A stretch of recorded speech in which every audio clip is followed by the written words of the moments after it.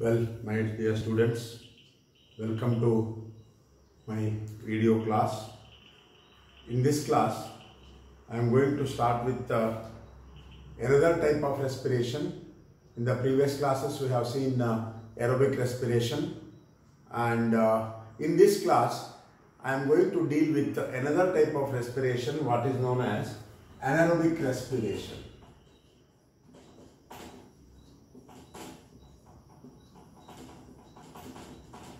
Anaerobic respiration. And already we have discussed the definition of anaerobic respiration in the earlier classes.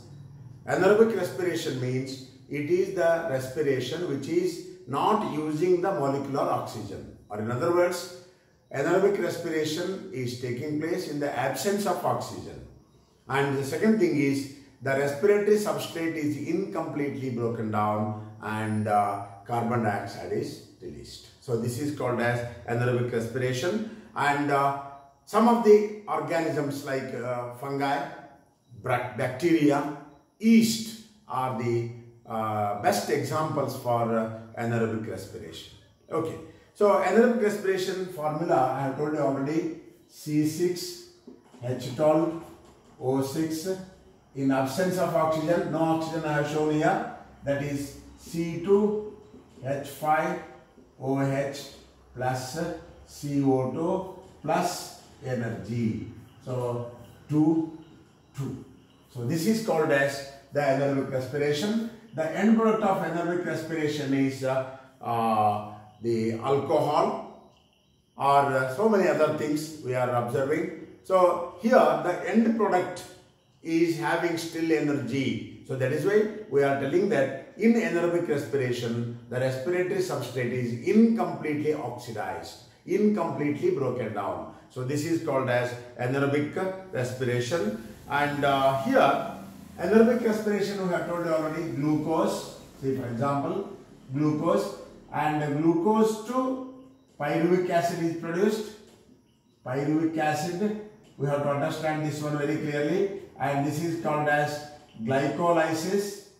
So glucose to pyruvic acid is produced.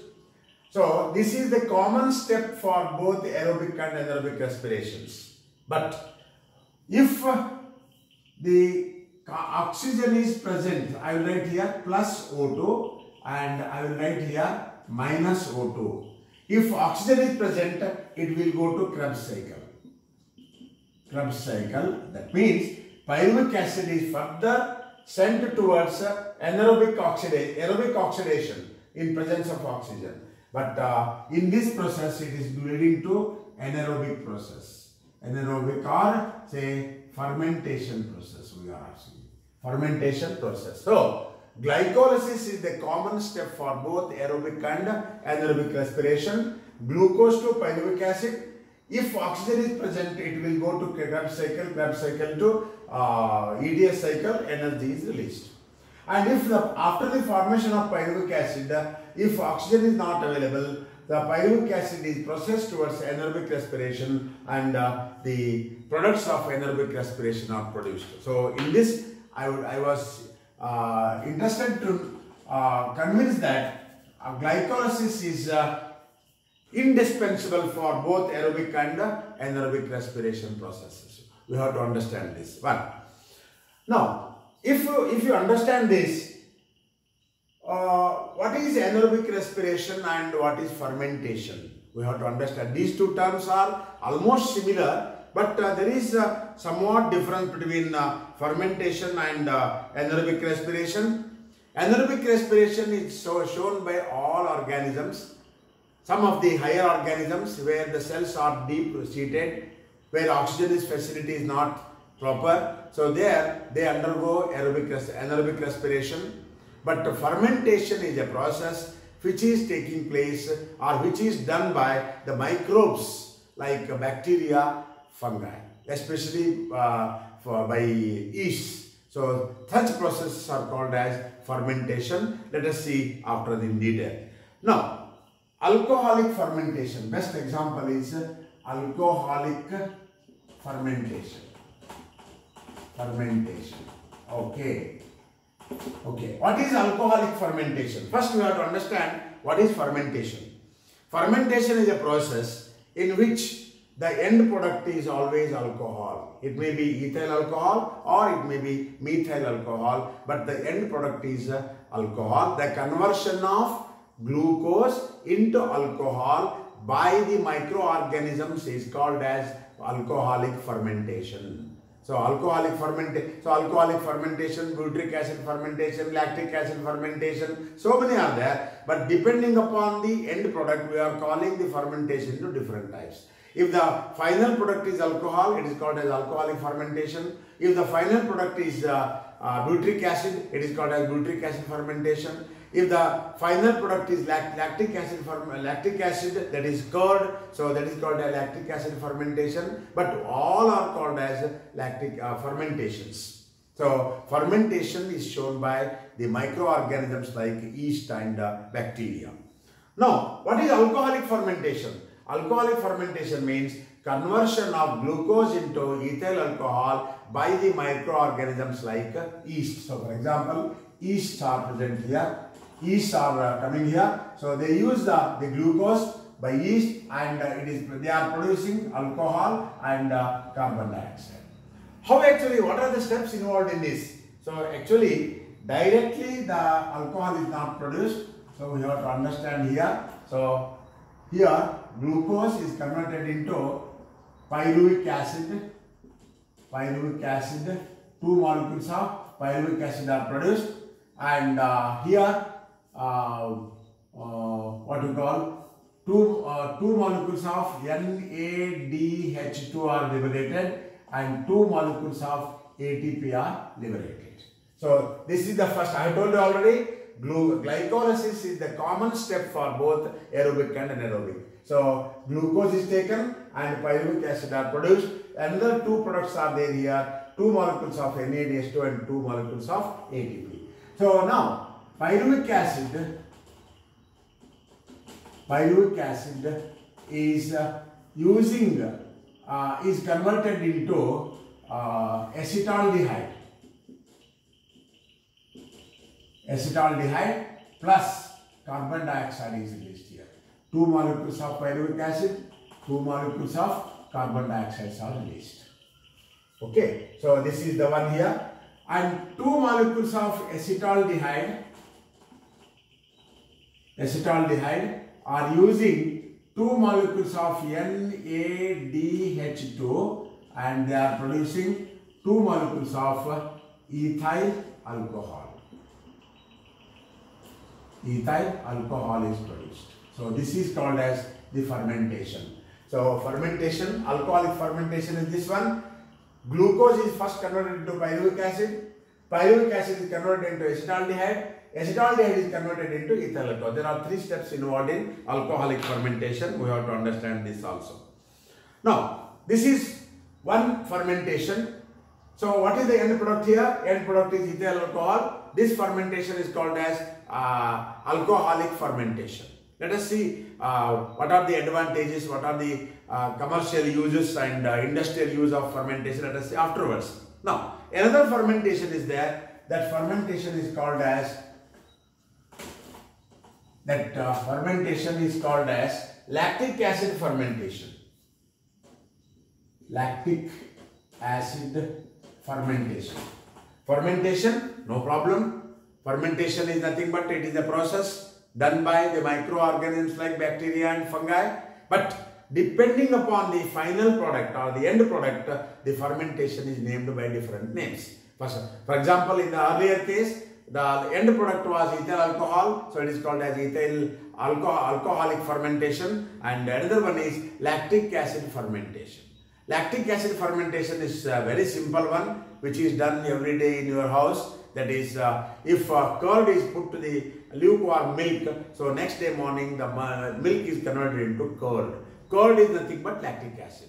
So glucose, the sugar present in milk is called as sucrose or lactose, and lactose is converted into curd or the lactic acid. So this conversion of lactose into lactic acid is called as lactic acid fermentation. That also is very important. Now, so these two, butyric acid fermentation. So butyric acid is also there, and butyric acid is also used in fermentation. Okay. Next one, what is the use of fermentation in the industry? Industrial use of fermentation. It may be asked in the examination. So first one is the best example or best example for fermentation in the industry, that is alcoholic fermentation. So many factories, sugar factories, we are observing there is production of alcohol. Alcohol and its intermediate products. Molasses is there. Alcohol is there. Ethyl alcohol, methyl alcohol, everything is there. And alcohol is used in various industries once again. Alcohol is used in the production of so many drinks, hot drinks. And alcohol is used in the medicine industries. And alcohol is used in cosmetic industries. Alcohol is used in everywhere. Even in homeopathic drugs, alcohol is a base. So that is one thing. Second one is alcohol is also used in the production of so many acids. Lactic acid, which is the alternative source for lemon. So that is lactic acid fermentation. That is lactic acid is produced. That is lactic acid is produced. And the best material which is used in your kitchen, that is vinegar. Vinegar is also produced by one of the fungus member, and that is vinegar is used in the preparation of food. And best example is the fermentation in the industry is the baking industry.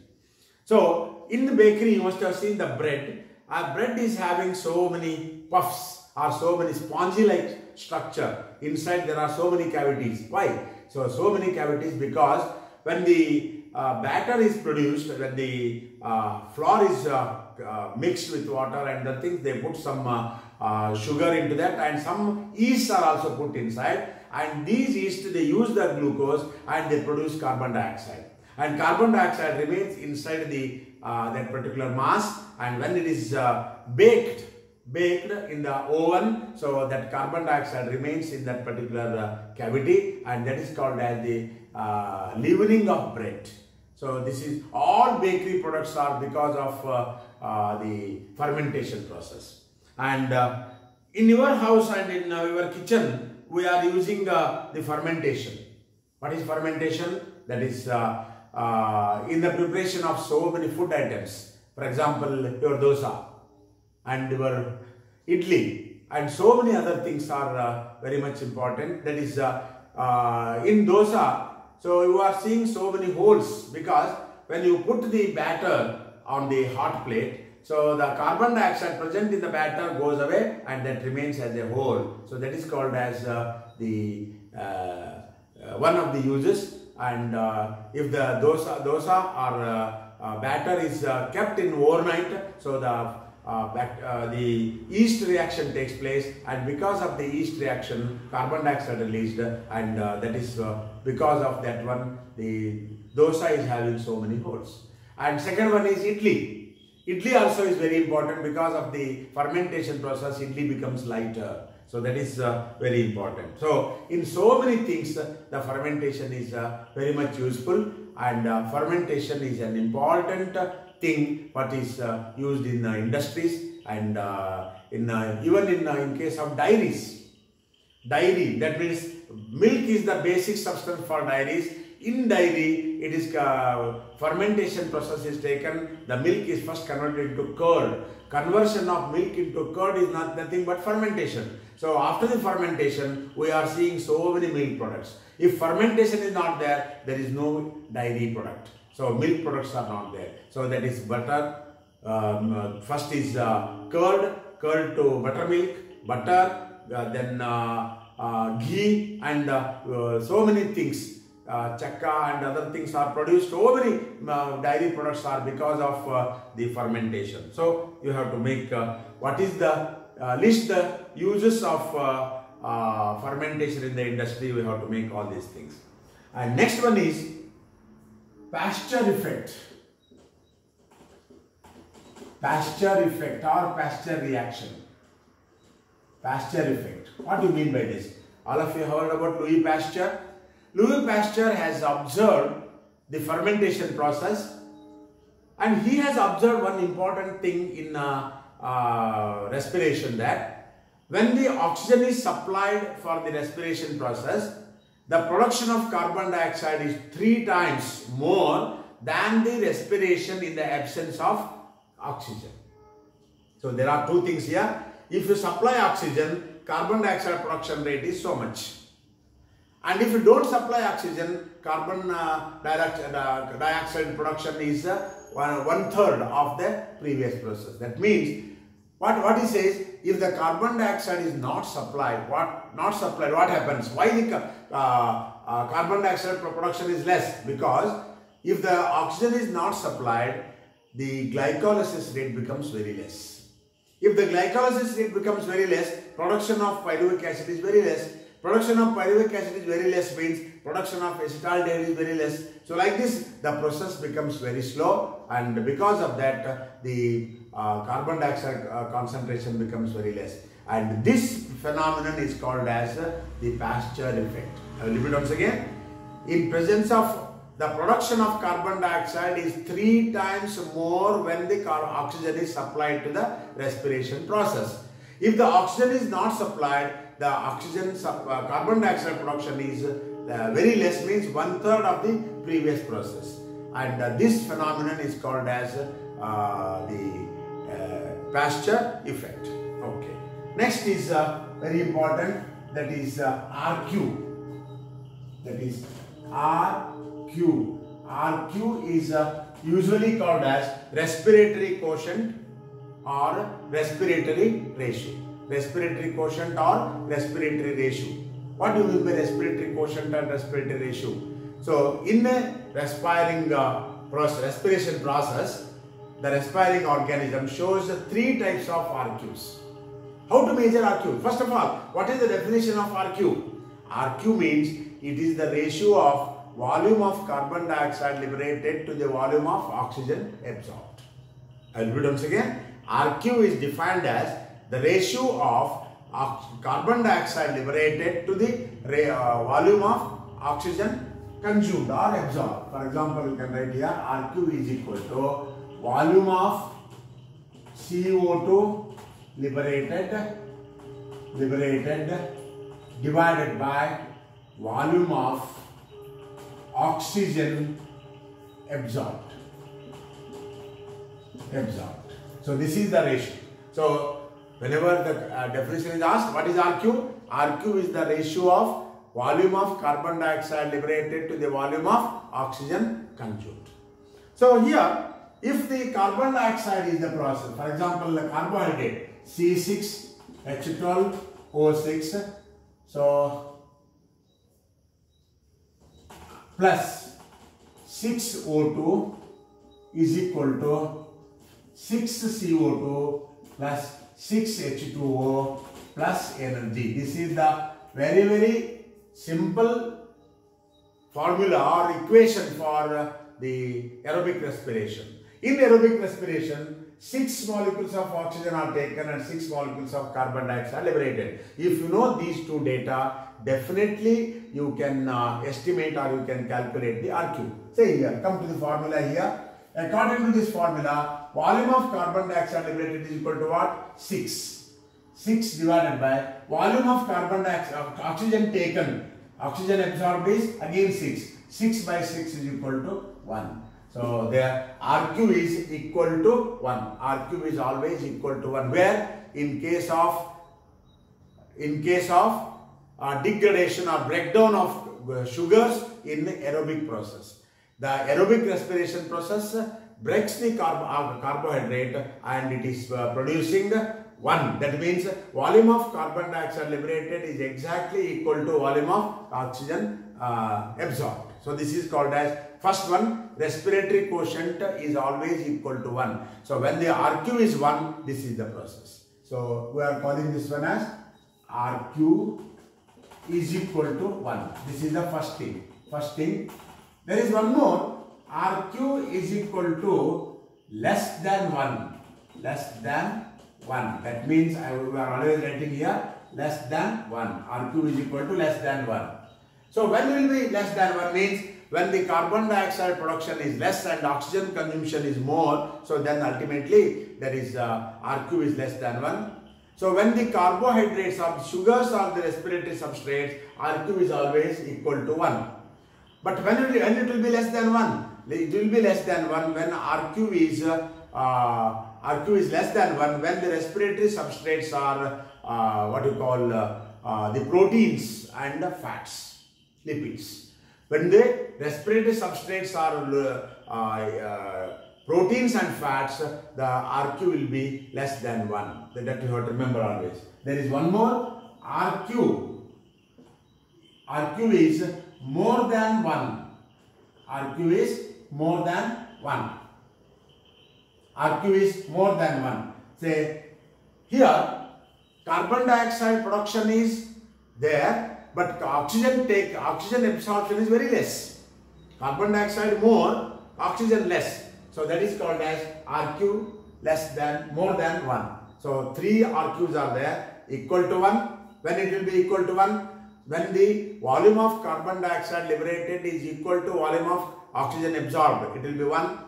When the carbon dioxide production is very less and oxygen absorption is very high, so it will be less than 1. When the carbon dioxide production is very high and oxygen absorption is less or no, so that is called as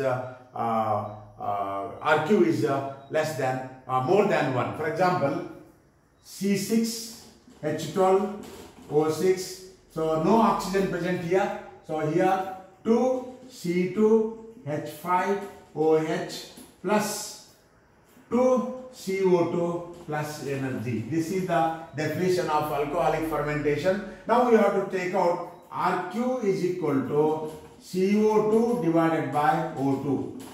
CO2 divided by O2. What is CO2 here? 2. 2 is the molecular 2 volume of CO2 liberated, but no oxygen here. 2 divided by 0 equal to infinity. That means it is always more than 1. So 3 types of RQs are there. It may be asked for 5 marks. 3 types of RQs are there. RQ equal to 1, RQ less than 1, RQ more than 1. So this we have to remember always. So this is RQ of carbohydrates, RQ of proteins and fats, RQ of organic acids. Then significance of respiration. Significance of respiration. What is the use of respiration? So it is obvious.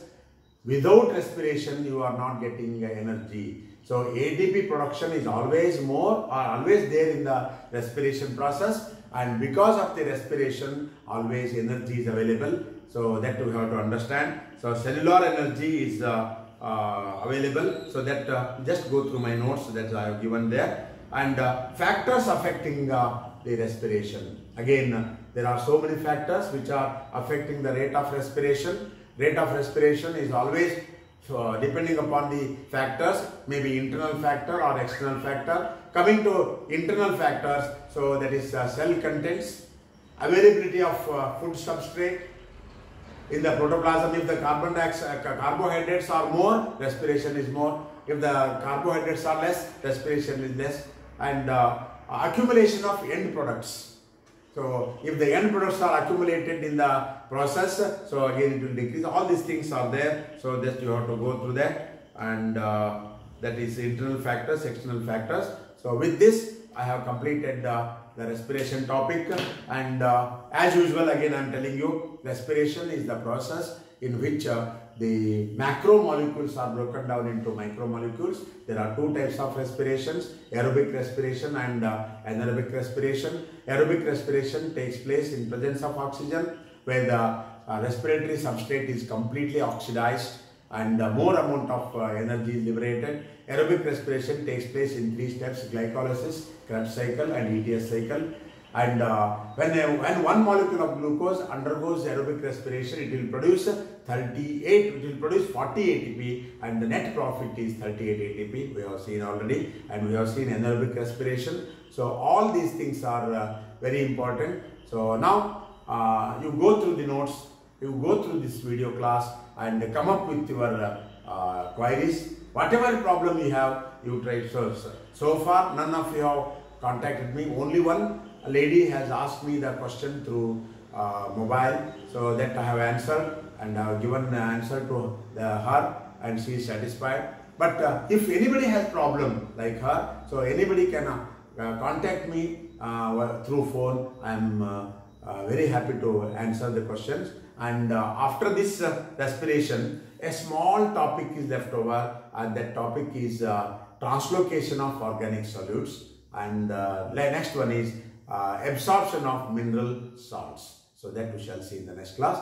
Until then, bye.